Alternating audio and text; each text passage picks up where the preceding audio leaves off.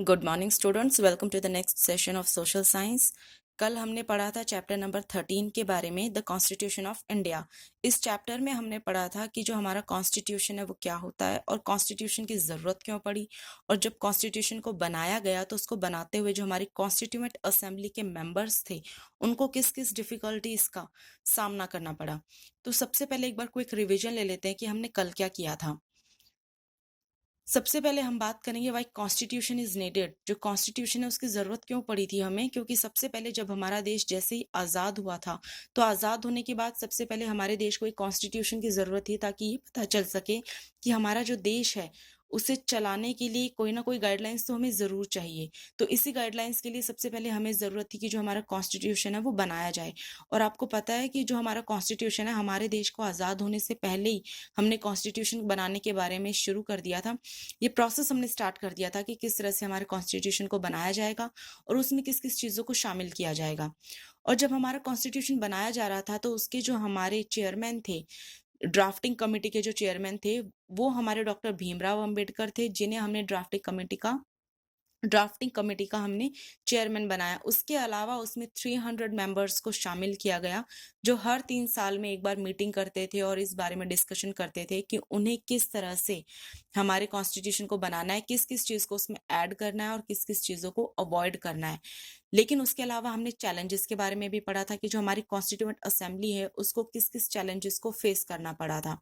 सबसे पहले तो उनको ये चैलेंजेस फेस करने पड़े थे कि जो इंडिया है उसमें डिफरेंट टाइप्स के, डिफरेंट रिलीजन्स को, डिफरेंट लैंग्वेजेस को और डिफरेंट कल्चर को और ट्रेडिशन को फॉलो करने वाले लोग रहते हैं। तो हमें एक ऐसे कॉन्स्टिट्यूशन बनाना था ताकि लोगों की जो रिलीजियस फीलिंग्स हैं, उनके जो इमोशंस हैं वो हर्ट ना हो। उसके अलावा जो इंडिया है उसका पार्टीशन हो गया था इंडिया और पाकिस्तान में, तो जिसकी वजह से उनको ये भी देखना था कि जो इंडिया के कुछ लोग हैं वो पाकिस्तान जा रहे हैं और पाकिस्तान से जो कुछ लोग हैं वो इंडिया आना चाह रहे हैं और कुछ रेफ्यूजीज भी हैं।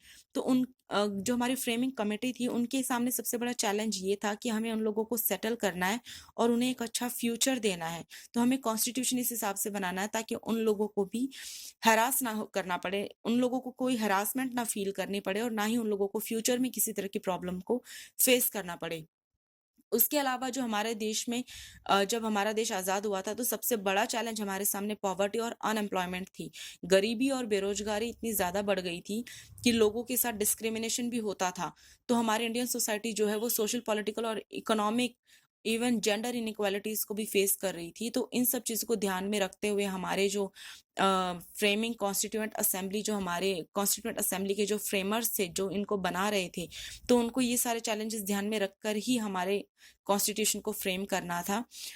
तो ये सब चीजें जब चली, after a long debate and discussion of over 2 years 11 months and 17 days, हमारा कॉन्स्टिट्यूशन 26 नवंबर 1949 को पास किया गया, लेकिन इसे लागू 26 जनवरी 1950 को किया गया और उस डे को हम लोग रिपब्लिक डे के रूप में सेलिब्रेट करते हैं।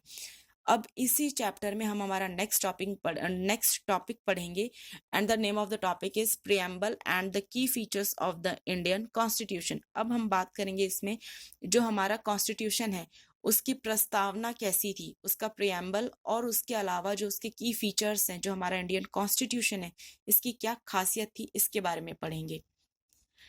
Preamble in the key of the Constitution, as it tells about the goals, objectives, and ideals of the Constitution. The preamble of the Indian Constitution is highly regarded for its originality. It is holistic in its approach and in highlighting so many objects. The Constitution of India wanted India to be a sovereign, socialist, secular, and democratic republic state. It also wanted to ensure equality, fraternity, and justice for every individual in the country and preserve unity and integrity of the country. जो हमारा constitution है उसमें सबसे पहले starting के ही page पर the preamble दिया गया है। इस प्रियम्बल में आप पढ़ सकते हो कि हमारे जो प्रियम्बल की स्पीच है, we the people of India have solemnly resolved to constitute India into a sovereign, socialist, secular, democratic republic and to secure all its citizens justice, liberty, equality, fraternity. तो ये जो हमारा प्रियम्बल है ये इस बात को इंश्योर करता है कि जो हमारा कॉन्स्टिट्यूशन है उसके क्या क्या गोल्स हैं, उसके ऑब्जेक्टिव्स क्या हैं, वो हमें पहले ही बता देता है ताकि जो हमारा कॉन्स्टिट्यूशन है इसे समझने में हमें बहुत ज़्यादा आसानी हो। और हमारे कॉन्स्टिट्यूशन में जो कीवर्ड्स हैं, सबसे ज़्यादा फोकस किया गया है हमारे इंडिया की सॉवरेनिटी पर, socialist, secularism and democratic Republic state पर। उसके अलावा equality, fraternity and justice for all, इसको फोकस किया गया है। की features of the Indian constitution, अब हम बात करेंगे जो हमारा इंडियन कॉन्स्टिट्यूशन है उसके क्या क्या की फीचर्स हैं, उसकी विशेषताएं क्या क्या हैं। सबसे पहले बात करेंगे हम फेडरलिज्म पर। Federalism is a system of government in which the powers are divided between the central authority and its constituent units, the states. आपको पता है हमारा देश बहुत ही बड़ा देश है। यहाँ पर हमारे देश में 28 स्टेट्स हैं और 8 यूनियन टेरिटरीज हैं। तो फेडरलिज्म का मतलब ये होता है division of powers between two authorities, central authority and state authority. जो हमारे देश है 28 स्टेट्स हैं, 28 स्टेट्स में जो हमारी पावर्स है उनको डिवाइड किया गया है कि सेंट्रल अथॉरिटी में हमारा प्राइम मिनिस्टर होता है और जो हमारी स्टेट अथॉरिटीज है वहां पर हमारा चीफ मिनिस्टर होता है। क्योंकि कभी भी पॉसिबल नहीं हो पाता एक इंसान के लिए कि वो पूरे देश की सभी चीजों को पर नजर रख सके और लोगों को इक्वल राइट्स अवेलेबल करा सके, यहाँ तक कि जो हमारे देश के सभी लोग हैं उन लोगों को इक्वल इक्वालिटी फील हो सके। तो जो सब लोगों की बेसिक नीड्स है वो बेसिक नीड्स फुलफिल करने के लिए हमारे कॉन्स्टिट्यूशन ने हमारे देश में पावर्स को टू पार्ट्स में डिवाइड किया है, central authority and state authority. जो सेंट्रल अथॉरिटी है वो प्राइम मिनिस्टर के अंडर होती है और जो स्टेट अथॉरिटी है वो हमारे चीफ मिनिस्टर के अंडर होती है। There are 28 states in India, and accordingly, each state has an elected government that looks after the affairs of the state. हमारे देश में टोटल 28 स्टेट्स हैं और हर एक स्टेट में एक इलेक्टेड गवर्नमेंट होती है जो उस देश के इम्पॉर्टेंट अफेयर्स पर नजर रखती है और ध्यान देती है लोगों की जरूरतों को, लोगों की जो बेसिक नीड्स हैं इनको फुलफिल करने के लिए। The Constitution of India has made a provision whereby the powers to make laws have been divided between the center and the states. There are three lists: the union list, the state list, and the concurrent list. The central government makes laws on topics given in the union list, such as citizenship, foreign affairs, defense, armed forces, atomic energy, banking, insurance, and all other items of national importance. जो हमारे देश में list हैं वो 3 parts में divided है: union list, state list and concurrent list. जो union list है, सेंट्रल गवर्नमेंट जो है वो हमारी यूनियन लिस्ट पर काम करती है, जैसे सिटीजनशिप के बारे में डिसीजन लेना, फॉरेन अफेयर्स के बारे में बात करना, जो हमारे डिफेंस और आर्म्ड फोर्सेज हैं इनसे रिलेटेड डिसीजन लेना, यहाँ तक कि जो हमारे देश की एटॉमिक एनर्जी है, नेशनल और इंटरनेशनल अफेयर्स हैं, इनके बारे में जानकारी देना और लोगों के लिए इन सब चीजों के बारे में इंफॉर्मेशन कलेक्ट करना। अब हम बात करेंगे स्टेट लिस्ट। जो स्टेट लिस्ट है हमारी, उसमें हमारे जो टॉपिक्स होते हैं law and order, police force, health care, land and so on. Both the states and the centre can make laws on subject such as education, marriage and divorce, electricity, labour laws. जो हमारी as contained in the concurrent list also, provided these are uniform and do not contradict each other। जो हमारी state list और concurrent list में जो हमारे topics included है उनमें उनसे रिलेटेड जो डिसीजंस है वो हमारी स्टेट और सेंट्रल दोनों गवर्नमेंट मिलकर लेती हैं।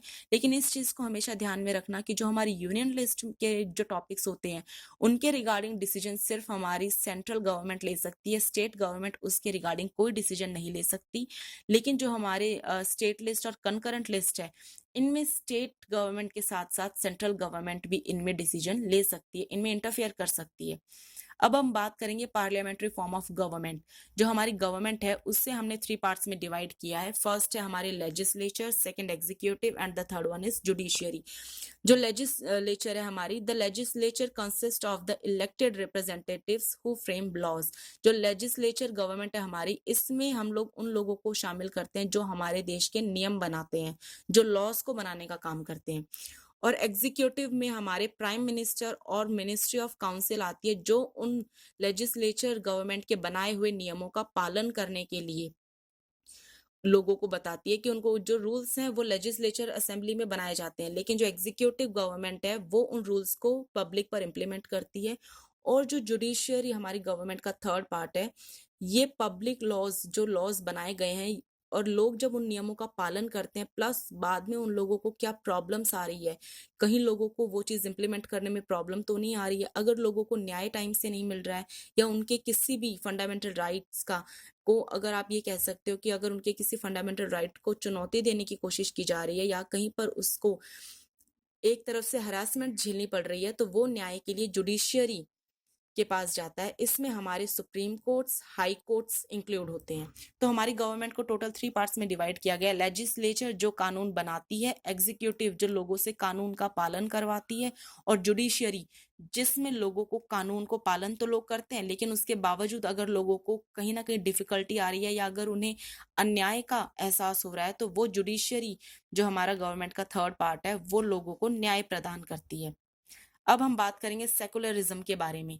इंडिया जो है वो आपको पता है हमारे देश में सभी तरह के आपको रिलीजन मिलेंगी, कास्ट मिलेंगी, सभी तरह के आप लोगों को यहाँ पर इंडिविजुअल और सोशल ग्रुप्स मिलेंगे। उसके बावजूद भी जो हमारी इंडिया है वहां पर आप देखोगे यूनिटी एंड डाइवर्सिटी भी आपको नजर आएगी। India is a multi religious society with several ethnic and religious groups. The framers of the constitution decided that India must be a secular state. आप ये देखोगे कि हमारे देश में आपको अलग अलग धर्म के लोग भी मिलेंगे, अलग अलग कल्चर के लोग भी मिलेंगे। कॉन्स्टिट्यूशन जब हमारा फ्रेम किया गया था तो उस वक्त इस चीज को ध्यान रखा गया था कि किसी भी स्टेट का या फिर सेंट्रल गवर्नमेंट का अपना कोई धर्म नहीं होगा। This mean that India does not have any other state religion. किसी भी एक धर्म को इसमें स्थान नहीं दिया गया है। इनफैक्ट जो हमारा कॉन्स्टिट्यूशन है उसमें सभी धर्मों को एक समान माना गया है। जितने भी हमारे कास्ट हैं, रिलीजन्स हैं, सबको एक ही नजर से देखा गया है, इक्वल माना गया है। सब लोगों को यहाँ पर धर्म से जुड़े हुए भी बहुत सारे यहाँ पर राइट्स प्रोवाइड किए गए हैं।